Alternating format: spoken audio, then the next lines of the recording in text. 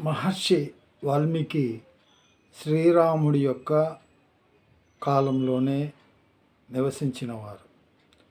రామాయణం జరుగుతున్న విషయాన్ని తన దివ్యదృష్టితో చూస్తూ రామాయణాన్ని రచించారు. రాముడిని ఎప్పుడు ఒక గొప్ప ఆదర్శ పురుషుడుగా చిత్రీకరించారు. రాముడు, లక్ష్మణుడు, సీతాదేవి, భరతుడు వీళ్ళందరూ కూడా హే భగవాన్ అని మహర్షి వాల్మీకిని సంబోధించేవారు.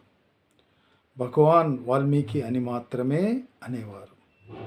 వాల్మీకి మహర్షికి కవి కోకిల, ఆది కవి, వాక్య విశారదుడు, మహాజ్ఞాని అని, రుక్షుకుడు, భార్గవుడు అని కూడా ఇతర పేర్లు ఉన్నాయి.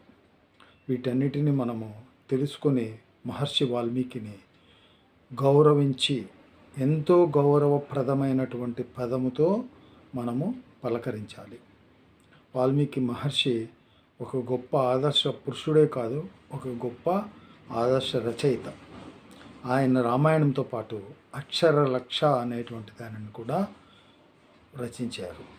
కౌసల్య సుప్రజ రామసు అనేటువంటి వెంకటేశ్వర స్వామికి ఈరోజు మనకు వినిపిస్తున్నటువంటి సుప్రభాతం కూడా మహర్షి వాల్మీకి రచించినది.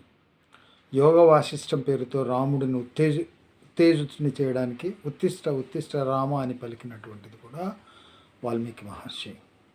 కాబట్టి వాల్మీకి మహర్షి యొక్క విశిష్టతను మనం ఎల్లప్పుడూ గుర్తెరిగి ఆయనకు నమో వాక్యాలు తెలపవలసిందిగా కోరుతున్నాను.